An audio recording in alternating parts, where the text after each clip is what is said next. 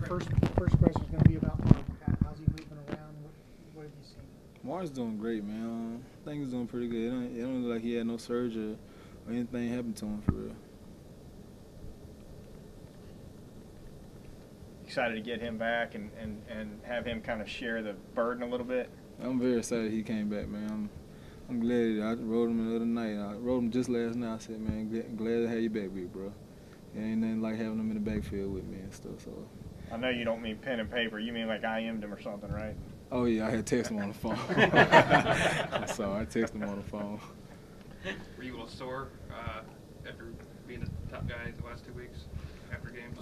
Not for real, man. It's just, because I think I'm very conditioned well. Coach Carr can do a very good job with us, and our trainers keep us in very good shape. It's being like getting injured and stuff or getting sore. And I think our trainers do a very good job with that. How much of a compliment is it when people say, they didn't have the Heisman Trophy winner and you couldn't tell?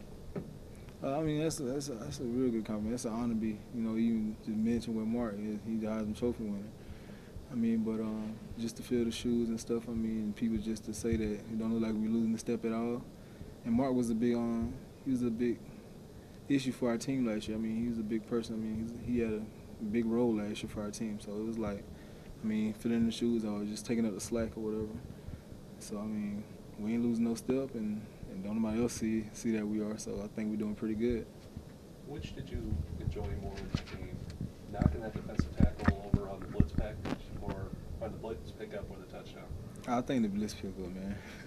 Hitting him and cutting his knees and stuff. It was a good job, blocking and stuff. And me and the offensive lineman, we talking stuff while we out there, and I just picked up the defensive lineman. Did you know that he had landed square on his head, or did you not see that? I didn't see it until after. I got up and looked at the screen. I was like, oh, I did all that. Yeah, which did they show more times in the film, or the touchdown or that? It was more there. They showed a block. That's what we take pride of in our running back film room. Take more of the blocking scheme, because we can run the ball. Everybody knows we can run the ball, but we just show that we can block is more to us than running the ball for real. Lance was saying it's not like having thunder and lightning. It's like having thunder and thunder. With you and Mark out there, how does that make you feel? People have their names for us and people talk about us, and I'm just happy to get Mark back out there and happy to be running behind Vallejo's for real. Nacho. I call him Nacho. I'm sorry. It seems like you guys have a really unselfish attitude. Maybe at another school or another situation, somebody would, I want the ball, I want the carries, I don't want him to come back because I want, the limelight. But it doesn't seem like that with you guys. Yeah, some schools, they probably are like that. But everybody got to eat.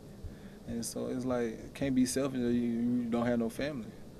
It's not no every man for himself. It's a team. You gotta make unity. You know what I'm saying? You gotta have one person. You gotta have come together as a team and be one person.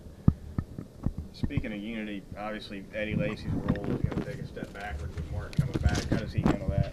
I don't think he's going to take a step back. For real, I think we always going to go out there and run the ball. Lacy's he's taking it pretty good though to Mark is back and stuff. It's still the same thing for real. But I know he didn't play a lot last week, and coaches said that it was their fault and stuff like that. But it's a game situation. Just how the games play out and stuff. Anything else, guys? So what kind of daylight can you see when Carpenter lines up next to Fluker in that package? Just put it like this: when they're by each other, I just don't feel like nobody can touch me for it. And especially the offensive line, especially them two, they work real hard, and they always in the film room. They stay in the weight room after and stuff like that. So when they're out there, even on we doing walkthroughs, they going 100% full throttle and stuff. And it ain't like they're slowing down or. So I know when I get behind them, I don't have nothing to worry about. Nobody hitting me or not no defensive lineman getting through. No big defensive lineman getting through to try to hit me. Nacho also said he thought you guys were good enough. Y'all didn't need an offensive line. Nacho, I think he's been, just talking a little too much smack now. But I think offensive line do all the work for us for real. We just run behind them and just make moves as we get down the field, as we get to the second level. I know he's not your position coach, but what do you think of Joe Pendry? And tell me if you got any sort of relationship with him. Oh yeah, I got a good relationship with him too because he coached me up just like he coached the offensive lineman. Because like I said, we take pride in our blocking. But I think he does a real good job with the offensive line. The offensive line, as you see, they barely mess up. I mean, they don't make not too many mistakes. That's because he stay on them all the time. And he's an old school dude, and old school, you know how old school is. They want to hit you in the mouth all the time. So that's downhill running and smash my football. Have you heard a lot of feedback on your game day piece about the weight room? Oh yeah, I heard a lot about it.